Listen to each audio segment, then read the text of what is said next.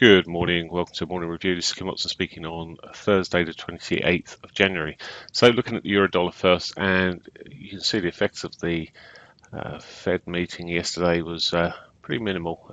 We're sitting there, it ended up marginally up. With a third update, we're seeing a bit of a retrace at the moment. If we just come back to the hourlies to see almost a clearer picture, we've already hit daily pivots here. At the moment, it's dropped off quite considerably from those original highs made through the Fed or just after the Fed session, and it's now really heading down towards the the hourly 50, which in turn, if we see a break of this, we could be seeing a move down to the S1, maybe even further towards yesterday's lows and onwards by looks of things. It does look relatively weak here, but it's had quite a big move down through the Asian session there. So we'll see if it bounces here.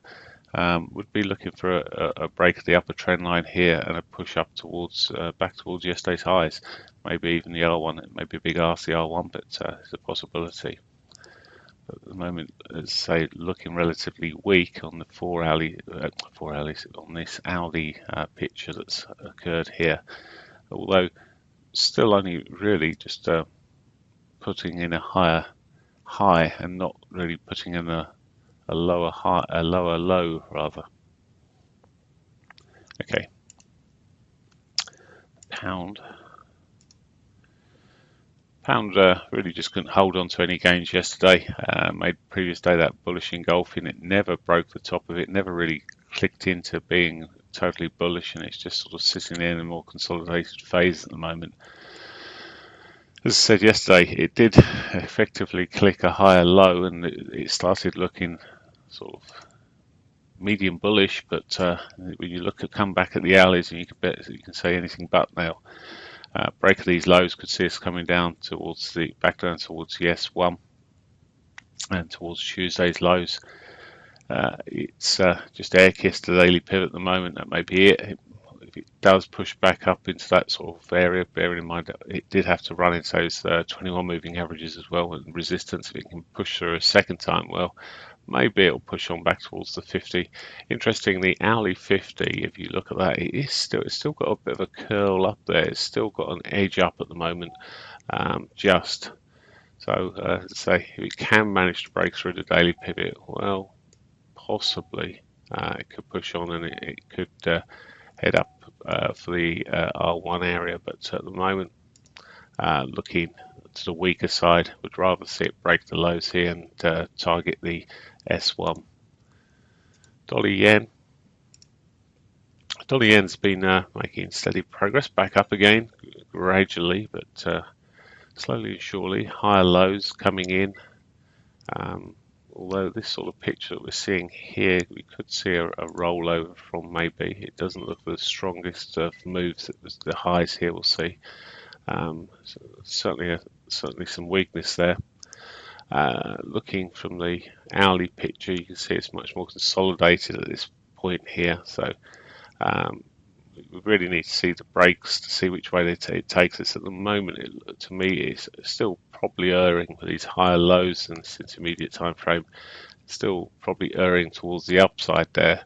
But any sudden weakness and move back through this lower trend line, well, maybe get an immediate bit of support off that 50, but then I'd be looking for yesterday's lows. Aussie dollar, well, let's look from the bigger picture first, and you see we sort of still making a bit of progress here. It didn't hold on to all its gains yesterday, but did make some gains. Unlike the pound, it sort of managed to break through the prior. It was sort of almost had a bullish engulf in the previous day there, but not quite. But it still managed to push on up, and it's still seeing some sign of a recovery here. Higher lows, higher highs, sort of pushing in there. Come through to the hourlies. Intermediate time frame at the moment is looking sort of this V-shaped pattern that was running in there. Okay, it's had a bit of a retrace, and it looks like it's trying to push on a little bit again at the moment.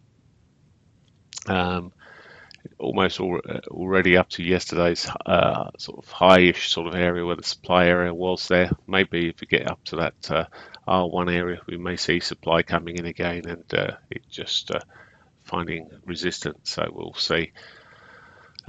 But it's mostly done what I'd expect it to do. Good range already happened there, so it makes it. I mean, it's already moved 60 odd pips. Well, it's only been moving 70, 80 pips of late, so it may have already done most of the move. So there's little I can do in terms of looking to trade it today, unless it starts breaking down, of course. Canadian dollar. Well, firstly, we need to just have a quick flick of oil, and you'll see oil's been making a little bit of progress here. It's still in a consolidated phase here, but it has made a bit of progress, and it could push on up again a bit more, I guess. Let's go back to the Canadian dollar though. And yeah, I mean, it's held up a very small ranging day yesterday, and at the moment it looks to me like we could see a continuation. I mean, certainly from this overall move that we're seeing here, lower highs, lower lows sort of pattern. I was wondering whether this sort of divergency sort of pattern here would roll over, but retrace, and that we start pushing up. But at the moment, it looks looking more like it will roll over. Very choppy yesterday. At the moment, really, it's already heading down so strongly towards its S1 yesterday's lows. So maybe that's well on its way. A little retrace maybe to look to try and trade some of that. Otherwise, break of the 50 MA really, maybe for yesterday's highs and beyond. But really, at the moment, as much as I don't like going short on this side, it certainly looks like the direction it's off in.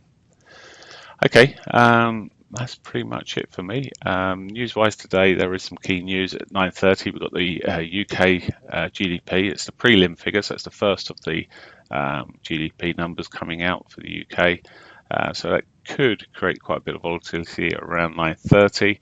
And then at 1:30, we've got core durable goods, which it's quite variable US data, but this one's quite variable. It is the core figure we're looking at without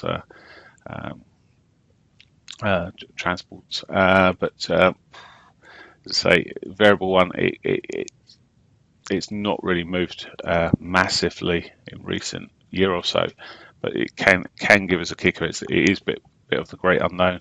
Beyond that, there's very little in real terms of data coming out that should affect us today. Okay, that's pretty much it for me. I hope you have a great day. Bye for now.